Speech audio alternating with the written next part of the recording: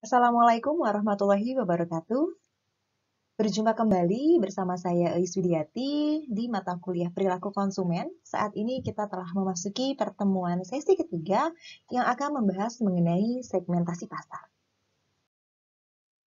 Ditinjau dari segi definisi, segmentasi pasar merupakan proses membagi pasar potensial menjadi kelompok-kelompok yang berbeda, kemudian memilih satu atau lebih segmen sebagai sasaran pasarnya. Dan perusahaan ataupun produsen harus melakukan aktivitas dengan bauran pemasaran yang berbeda.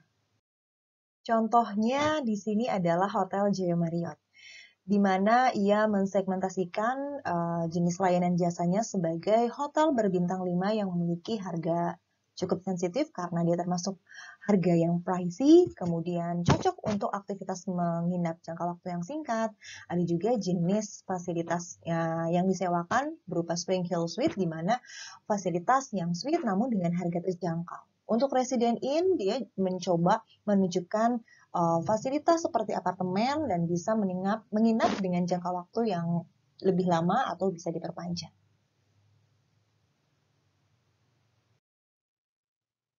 Ada 3 tahap strategi pemasaran. Yang pertama adalah segmentasi pasar, kemudian targeting, dan juga positioning produk. Atau kemudian nanti kita akan lebih mudah mengenalnya dengan istilah STP, segmentation, targeting, dan positioning. Penelitian dalam aktivitas segmentasi pasar di sini akan didesain untuk mengetahui kebutuhan dan keinginan kelompok konsumen tertentu.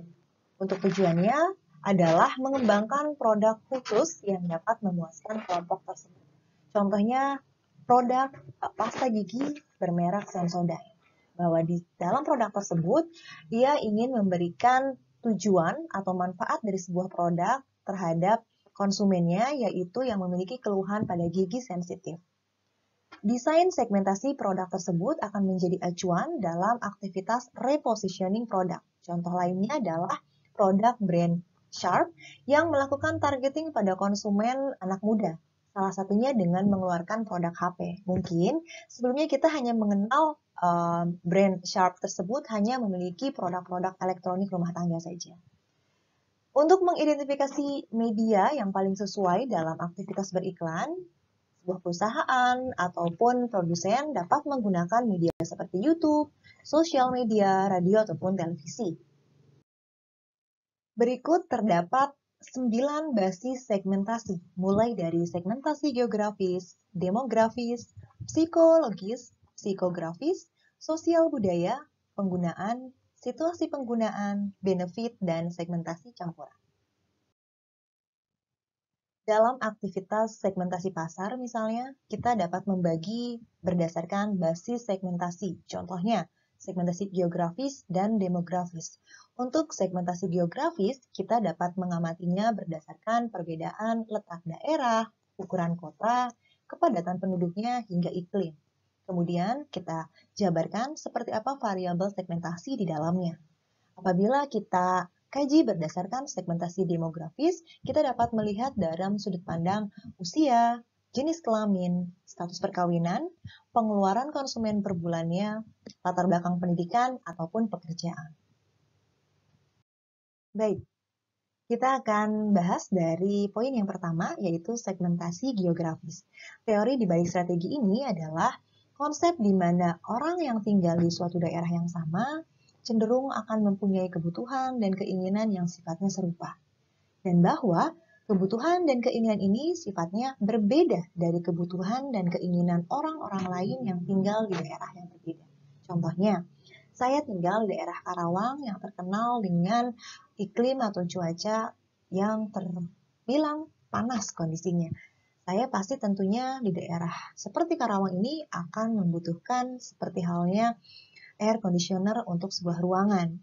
Bisa jadi kebutuhan AC tersebut akan berbeda dengan orang yang tinggal di geografis lainnya yang sifat iklimnya daerah yang dingin.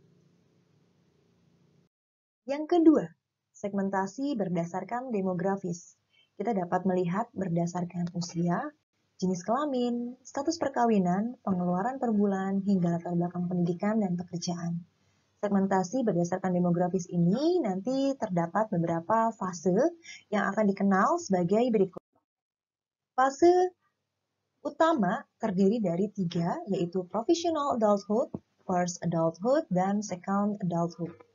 Professional Adulthood terdapat perkembangan hidup yang dinamakan pulling approach, di mana seseorang akan melepaskan diri dari keluarga, kemudian mencari identitas dan memilih karir yang akan ditempuhnya.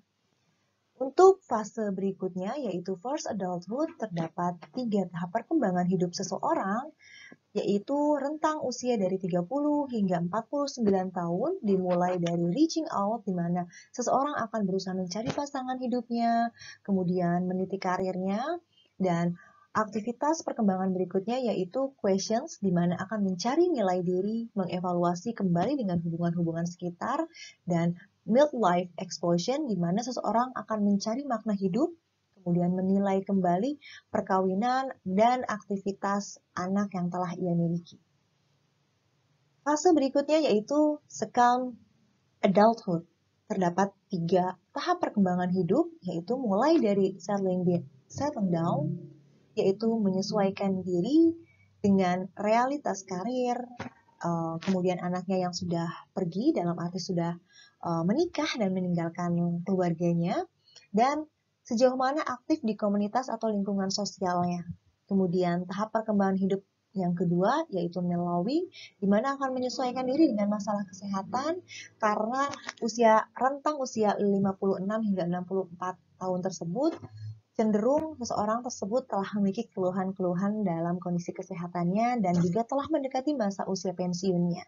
Dan terakhir adalah tahap perkembangan retirement, di mana seseorang akan menyesuaikan dengan masa pensiun tersebut terhadap aktivitas masalah kesehatannya, sehingga berusaha mencari solusi terhadap kondisi tersebut.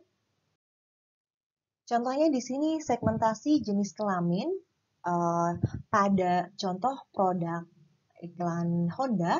Di sini mereka memberikan tagline iklannya berupa New Mega Pro, motornya lelaki. Jadi brand tersebut berusaha menunjukkan produk Mega Pro merupakan suatu produk kendaraan roda 2 yang cocok dimiliki dan digunakan untuk para lelaki. Segmentasi berikutnya dari basis segmentasi demografis, yaitu kita dapat melihatnya dari status perkawinan. Rumah tangga sebagai unit konsumsi tentunya akan ada perbedaan dalam hal pengeluarannya. Seseorang yang sudah menikah dengan yang masih single, tentu aktivitas pengeluarannya pun terhadap pemenuhan kebutuhannya akan berbeda. Keluarga yang telah divorce, single parent, ataupun seorang yang memiliki double atau single income juga memiliki aktivitas kebutuhan dan pengeluaran rumah tangganya yang berbeda. Segmentasi yang ketiga yaitu psikologis. Kita dapat membaginya terhadap motivasi, kepribadian, persepsi, learning, dan juga sikap. Yang keempat, segmentasi psikografis. Kita akan mengenal konsep IELTS, di mana variabel psikografis atau gaya hidup yang akan difokuskan pada activities, interest, dan juga opinion. Makanya akan dikenal sebagai IELTS. Contoh iklan produk pada sabun Nuvo, di mana menargetkan gaya hidup sehat. Pada tagline iklan tersebut, Nuvo ciptakan hari-hari anti kuman. Pada gambar menjelaskan bahwa produk yang ditawarkan ingin memberikan manfaat gaya hidup sehat bagi konsumen yang akan membeli produk sabun Nuvo tersebut. Contoh lainnya yaitu untuk iklan yang menunjukkan interest, di mana iklan provider Telkomsel misalnya, pada gambar tersebut menjelaskan bahwa produk dari Telkomsel memberikan penawaran bagi konsumen yang memiliki ketertarikan pada olahraga bola, supaya ketika menonton live streaming pertandingan bola bisa lebih nyaman menggunakan provider Telkomsel karena sinyalnya yang kuat. Yang kelima, kita akan mengetahui segmentasi dari sudut pandang sosial budaya. Terdapat 3 aspek, yaitu siklus hidup keluarga, kelas sosial, budaya, subbudaya, dan lintas budaya. Siklus hidup keluarga. Tahapan yang dilalui sebuah keluarga dari pembentukannya, pertumbuhannya, hingga tahap disolusinya akan dikenal dengan istilah bachelorhood, honeymooners, parenthood, post-parenthood, dan dissolution. Yang keenam yaitu segmentasi penggunaan. Kita dapat melihatnya dari 3 aspek. Pertama, rate of usage, yaitu tinggi rendahnya aktivitas penggunaan konsumen terhadap sebuah produk barang ataupun jasa. Yang kedua, terkait awareness status, di mana konsumen yang aware ataupun tidak aware terhadap aktivitas penggunaannya.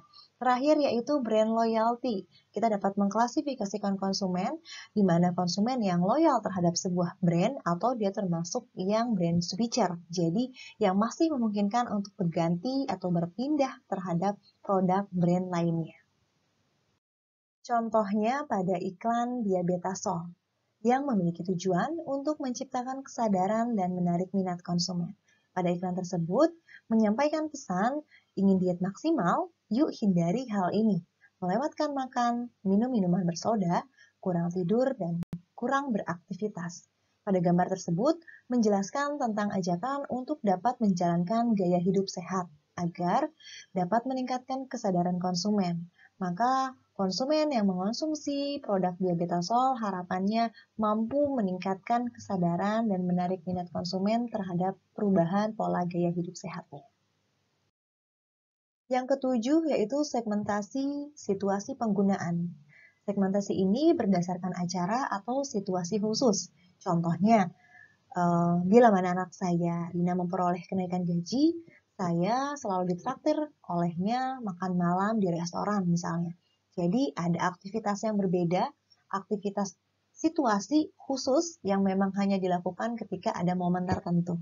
Contoh lainnya, misalnya dalam kunjungan bisnis ke luar negeri, saya selalu berusaha menginap di hotel bintang 4. Mungkin kalau misalkan tidak bisnisnya ke luar negeri, hanya dinas dalam negeri, seseorang tersebut tidak menggunakan hotel bintang 4.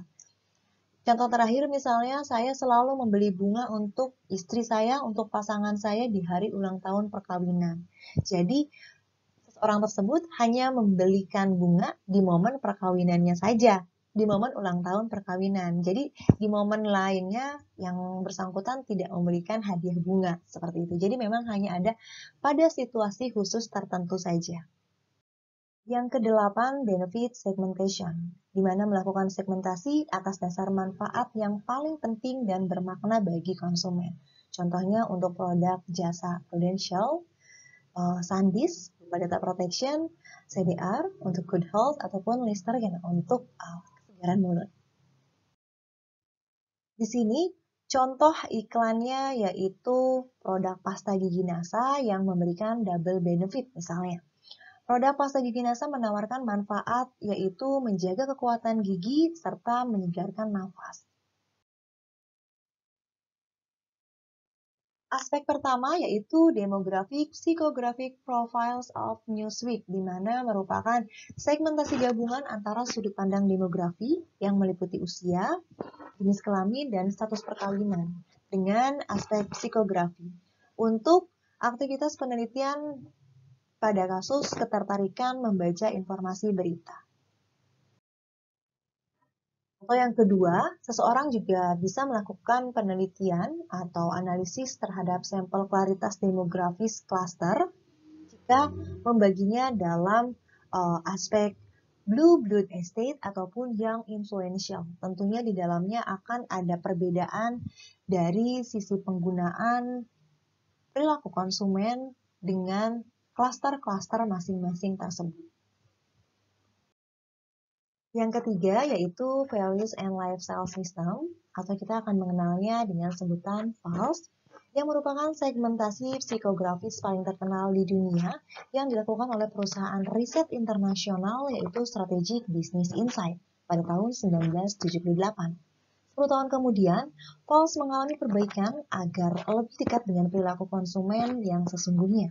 Maka muncullah VALS 2 yang membagi konsumen ke dalam 8 kategori segmen, yaitu garis vertikal menunjukkan dimensi sumber daya, sedangkan garis horizontal menunjukkan orientasi hidup. Kategori segmen yang pertama yaitu inovator. terdiri dari 3 deskripsi psikologis. Biasanya karakter orang inovator itu dia berpengalaman pada fokus bidang tertentu, dia orangnya suka memimpin, kemudian curiosity, jadi rasa ingin tahunya tinggi. Selanjutnya kalau orang thinkers, biasanya dia itu selalu mendapatkan informasi, kemudian selalu berpikir terhadap suatu hal. Untuk kategori orang believers, dia biasanya orangnya sesuai fakta, kemudian setia, dan juga mengikuti ketentuan moral. Kalau untuk orang kategori achiever, tentunya dia adalah tipe orang yang goal oriented, selalu bertujuan pada pencapaian. Selanjutnya untuk tipe kategori striver, dia itu orangnya contemporary, di mana sesaat aja pada waktu tertentu. Orangnya juga imitatif, jadi suka meniru, dan sadar terhadap gaya berbusana. Jadi aware ya terhadap fashion. Orang experiencer itu biasanya dia trend seeking, jadi selalu mencari gaya fashion, misalnya yang sedang hype sekarang nih, yang lagi in saat ini seperti apa. Kemudian karakter experiencer juga orangnya impulsif, jadi langsung bertindak tanpa berpikir panjang. Berikutnya untuk kategori orang makers. Makers itu dia biasanya bertanggung jawab, dia suka membuat sesuatu dan juga orangnya mandiri. Yang terakhir untuk orang survivor, dia itu sifat-sifatnya suka bergembira atau senang pada masa lalu. Dia orangnya nostalgik dan juga terlalu dipaksakan terhadap suatu keinginannya. Dan terakhir, karakternya itu adalah selalu waspada atau berhati-hati pada kondisi tertentu. Demikian materi pertemuan sesi 3 terkait segmentasi pasar. Terima kasih atas perhatiannya dan wassalamualaikum warahmatullahi wabarakatuh.